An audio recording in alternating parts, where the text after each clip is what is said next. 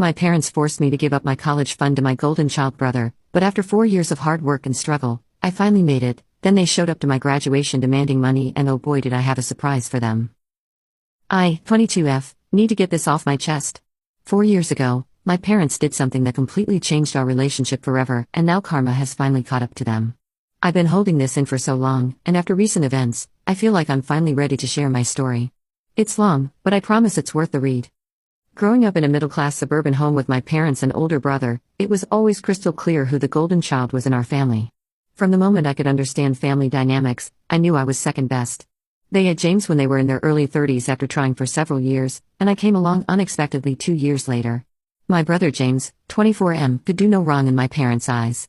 He was their miracle baby. They had tried for years before having him, and maybe that's why they spoiled him so much. If he got C's in school, they'd praise him for trying his best and hire expensive tutors. If I got straight A's, they'd barely acknowledge it, usually saying something like, well, school just comes easier to you, you should help your brother study instead of showing off. Every achievement of mine was overshadowed by whatever James was doing at the time, even if what he was doing was essentially nothing. I still remember my 16th birthday, when they canceled my small dinner party because James had a soccer game, which he ended up skipping anyway to hang out with his friends. Or my high school graduation, where they left early because James was feeling uncomfortable. Translation, he was bored. Every milestone in my life seemed to get minimized or pushed aside for James's comfort. But the real breaking point, the moment that shattered any illusions I had about my place in the family, came during my senior year of high school. I still remember that day like it was yesterday. The weather was beautiful, I had just received my acceptance letter, and I thought nothing could bring me down. I was so wrong. I had worked incredibly hard, gotten excellent grades, and was accepted into my dream university with a partial scholarship. My mom had set up college funds for both James and me when we were young. James had already blown through his portion partying at community college before dropping out after 2 semesters. Meanwhile, I had been planning my future around my portion of the fund. Then, 1 month before I was supposed to start college, my parents dropped a bomb on me. James had come up with a brilliant business idea and needed startup capital. They had decided to give him my entire college fund, $50,000 that was supposed to be for my education. When I protested, they told me I could just take out loans or go to community college instead. My brother's once-in-a-lifetime opportunity was apparently more important than my education. I was devastated. All my careful planning went out the window. My partial scholarship wouldn't be enough on its own, and my dream school suddenly seemed impossible. But I refused to give up. I took a gap year, worked 3 jobs, applied for every scholarship I could find, and eventually cobbled together enough money to start school, albeit a year later than planned. The past 4 years have been incredibly difficult, filled with moments where I almost gave up. I worked 3 jobs during my gap year, barista in the mornings, library assistant in the afternoons, and waitressing on weekends. During college, I scaled back to 2 jobs while maintaining a full course load. There were nights I cried myself to sleep in my tiny apartment, wondering if I had made the right choice by not giving in to my parents' demands. The apartment was so small that my bed barely fit, and the neighborhood was sketchy enough that I carried pepper spray everywhere. But I refused to let their actions define my future. I worked part-time throughout college while maintaining a 4.0 GPA. I lived in the cheapest apartment I could find, ate ramen noodles, and pinched every penny. Meanwhile, James's brilliant business idea, a cryptocurrency trading scheme, failed spectacularly within 6 months. He lost every cent of my college fund. My parents never apologized. They never acknowledged how their actions impacted my life. I stopped speaking to them except for brief, mandatory holiday calls. They seemed perfectly fine with this arrangement until last week, my college graduation. After almost 4 years of minimal contact, my parents showed up uninvited to my graduation ceremony. I hadn't invited them, but somehow they found out about it through extended family. They showed up uninvited to my graduation ceremony, which was bad enough.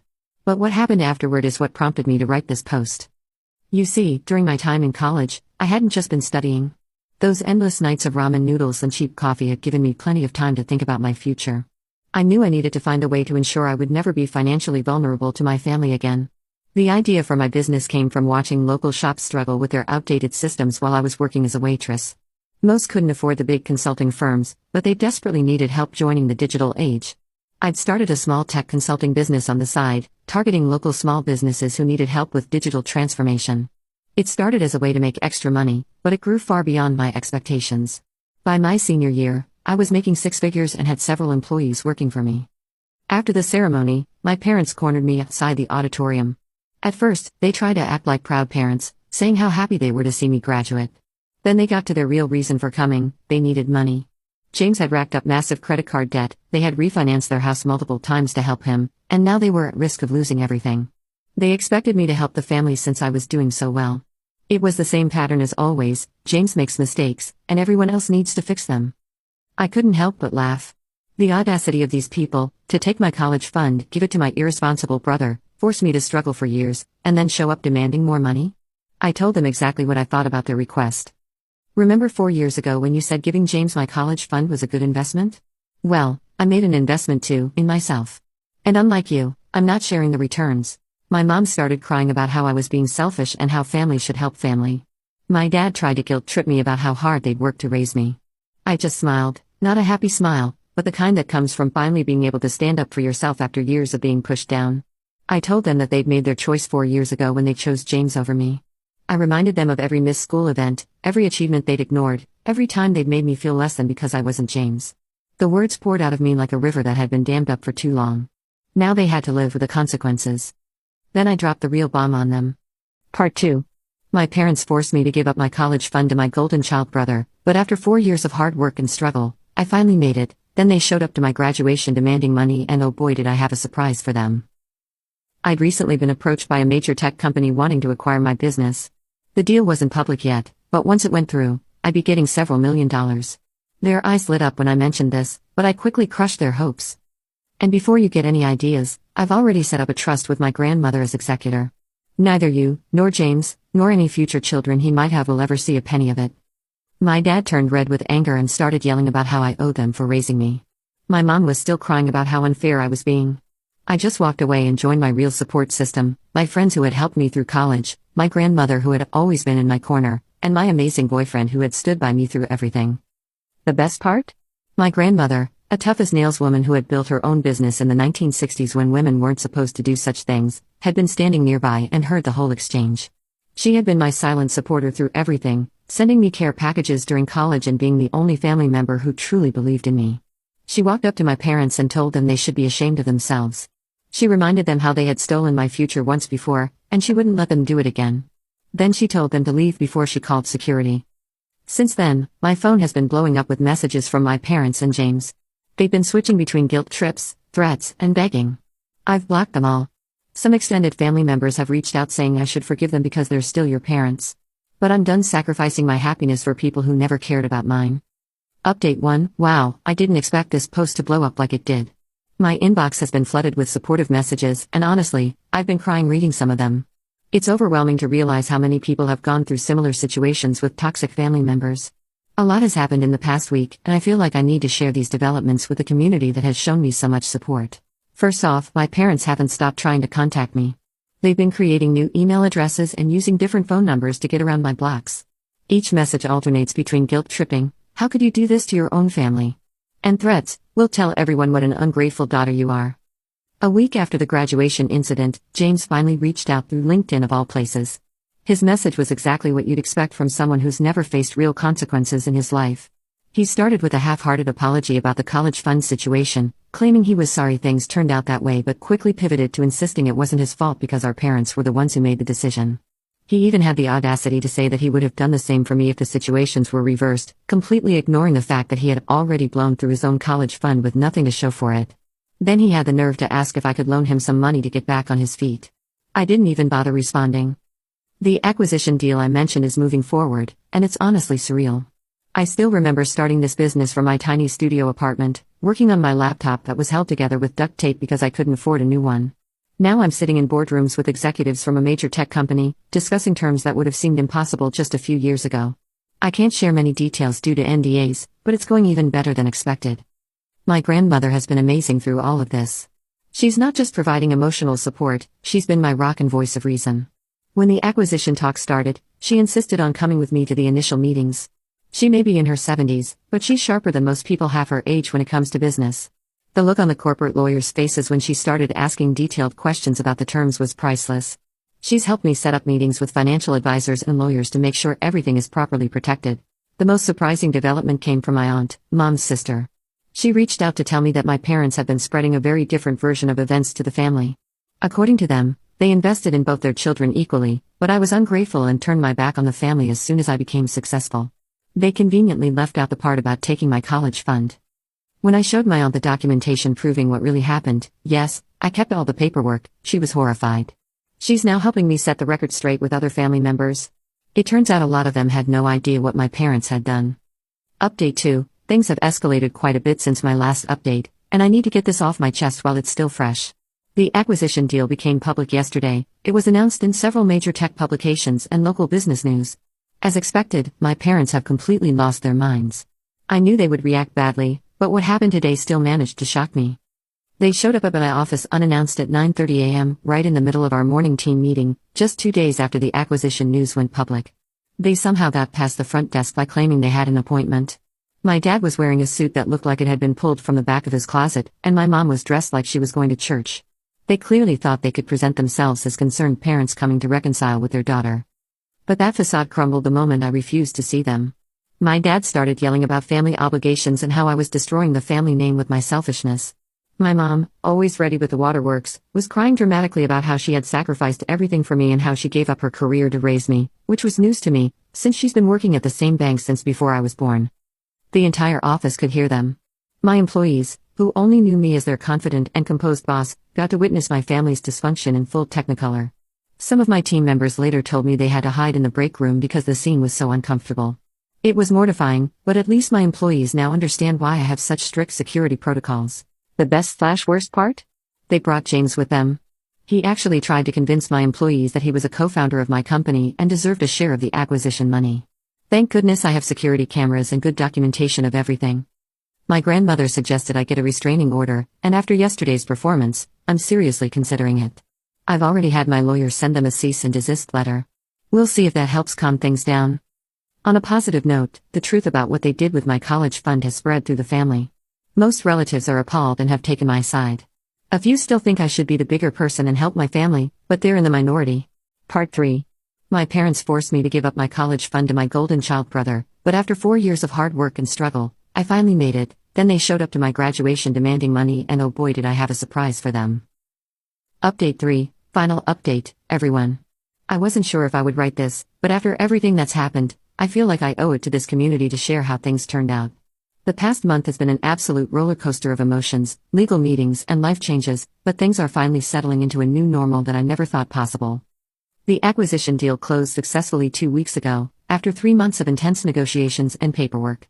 The day we signed the final documents, I couldn't help but think back to that moment 4 years ago when my parents told me my education fund was gone. I wondered if they had any idea that their decision would lead to this moment, their daughter signing a multi-million-dollar deal while they faced foreclosure. I won't share the exact number to maintain my privacy, but let's just say I never have to worry about money again. More importantly, I've proven to myself that I didn't need their support to succeed. My grandmother, who has been my guardian angel through all of this, helped me set up a charitable foundation that will help other students who have had their education funds stolen or misused by family members. We're focusing specifically on helping students who have been financially abandoned by their families but don't qualify for certain types of aid because their parents still claim them as dependents. The foundation will provide not just financial support, but also legal guidance and mental health resources. It feels incredibly healing to turn this negative experience into something positive that will help others avoid the struggles I faced. As for my parents and James, the cease and desist letter from my lawyer might as well have been written in invisible ink for all the attention they paid to it. They continued their harassment campaign, calling my office, showing up at my apartment, and even trying to contact my clients through LinkedIn. The final straw was when they showed up at my boyfriend's workplace to try to convince him to talk some sense into me. That's when I finally followed through with the restraining order. The hearing was last week, and I have to admit, it was harder than I expected. Seeing my parents in court, looking older and more desperate than I remembered, almost made me waver. But then they started speaking, spinning tales about what wonderful parents they'd been and how I was mentally unstable and being manipulated by my grandmother. They even tried to claim that my success was only because of their excellent parenting and the opportunities they gave me. The judge, thankfully, saw right through their act. After reviewing the documentation of their harassment, the security footage from my office, the history of their financial abuse, and the threatening messages they'd sent, she granted the restraining order immediately. The order covers both my home and office addresses, and includes digital communication. The look on my mother's face when the judge called their behavior a disturbing pattern of exploitation and emotional abuse will stay with me forever. The real karma? All those refinanced loans finally caught up with them. After missing multiple payments, the bank started foreclosure proceedings. Of course, they tried to blame this on me too, saying if I had just helped the family they wouldn't have lost their home. They conveniently forgot that they were the ones who chose to keep enabling James's reckless behavior. But everyone knows the truth now. James has been floating between minimum wage jobs since his crypto scheme failed, and is now living in my parents' basement while they've moved in with my uncle. My aunt told me he still spends most of his time online looking for get-rich-quick schemes, convinced that his next big break is just around the corner. I hear they're still telling anyone who will listen about their ungrateful daughter who abandoned them, but fewer and fewer people are buying their story.